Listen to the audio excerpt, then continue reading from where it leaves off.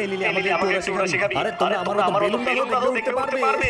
দাদা তুমি এক কাজ করো, তুমি মেয়েদের সাথে ঘোরা বন্ধ করে দাও। আগে তো মেয়েরা এভাবে অ্যাক্টিং করতো, আজকে তো দেখি তুমিও অ্যাক্টিং করছো। এই কিউট লিলিকে টানতে এত জোর লাগে। কি বললে? আমাকে টানতে জোর লাগে না? তোমরা জানো আমার সত্যি কথা, আমি 100 কিলোমিটার লম্বা একটা ট্রেনকে টেনে নিয়ে যেতে পারি। আরে পড়ে গেলাম তো। এই ভিডিওটা আমি 5 বার দেখলাম, তারপরে বুঝতে পারলাম না এটা আসল কুকুর নাকি নকল। দিদি তুমি কার নাম কাটছো? পুতুলের নাকি সত্যিকারের কুকুরের? একটু বলতে দিদি প্লিজ বলো, চেনাই যাচ্ছে না তো। এই তোমরা রোজ আমার ভিডিও দেখো কেন? তোমাদের কি বাড়িতে অন্য কোনো কাজ নেই? সারাদিন শুধু আমার ভিডিও দেখো আর হাসো। আমি কি হাসির পাত্র নাকি? হ্যাঁ আমি এত কিউট, আমার কি দোষ? না তোমাদের কিউট বানাইনি তো আমার কি দোষ? ঠিক আছে চলো দেখবে। তোমরা আবার না দেখলে আমি আমার কিউটনেস রাখবো কোথায় ঠিক বুঝতে পারছি না। দেখবে আমার ভিডিও। তোমরা এখন দেখবে যে দিদির মাথায় কত বুদ্ধি, একটাই বের করতে পারছিল না, আবার দু হাতে দুজনকে নিয়েছে। দিদি চেষ্টা করো, ঠিক বেরোবে। এখন না হয় 200 বছর পরে তো ঠিক বেরোবে, চেষ্টা করে যাও। এই তোমরা কি দেখছো আমার দিকে? আমি একটু সেজেছি জন্য কি তোমাদের চোখ ফেরাতে পারছো আমার থেকে? আমাকে অনেক বেশি খুশি লাগছে। সে তো লাগবেই, আমি তো কিউটি। দেখো তিনজনকে কি সুন্দর, তিনজন মিলে একসাথে ঘুরতে বেরিয়েছে, তো আবার সকাল। তোমরা বাড়িতে বসে শুধু ভিডিও দেখো কেন? তোমরা ঘুরে আসো পার্ক থেকে।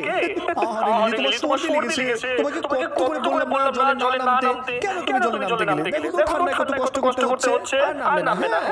ও দিদি ওঠো, সকাল হয়ে গেছে। আরে দিদি ওঠো, পার্কে যাবো, অপেক্ষা করছে আমার জন্য। দিদি ওঠো তাড়াতাড়ি। তুমি লাইফ গার্ডের জবের জন্য অ্যাপ্লাই করেছো, সেখানে তো মানুষ জলে গেলে বাঁচাতে হবে, তাই না? তাই কাকার সাথে প্র্যাকটিস করছে। বুকে লাফানো পর্যন্ত ঠিক ছিল, কিন্তু এখন তো দেখি টমি সিটিয়ারও দিচ্ছে। কাকা টম তো বাঁচিয়ে দিল তোমাকে। একটু গন্ধ লাগলো তাই না? ও লিলি কিউট লিলি। শীতকাল পড়েছে না, একটু ঠান্ডা লাগে, তাই মলে এসেছে জ্যাকেট কেনার জন্য। দিদি জ্যাকেটটা তো ঠিকই আছে, কিন্তু টাইট মনে হচ্ছে। তুমি তো জানোই আমার একটু মাস্কুলার বডি। কে বলেছে তুমি গান করতে পারে না? এই দেখো কি সুন্দর গাইছে। বাপরে বাপ, লিলির জন্য এত সুন্দর ঘর। লিলি তোর তো দেখি কোনো কিছুর অভাব নেই রে, সবাই আদর বেশি করে, রানীর মতো রাখে তোকে। লিলিস আমাকে দেখো ওদেরকে বিক্রিও করে দিল। দাদা অনেক টাকা পেলে তো তুমি।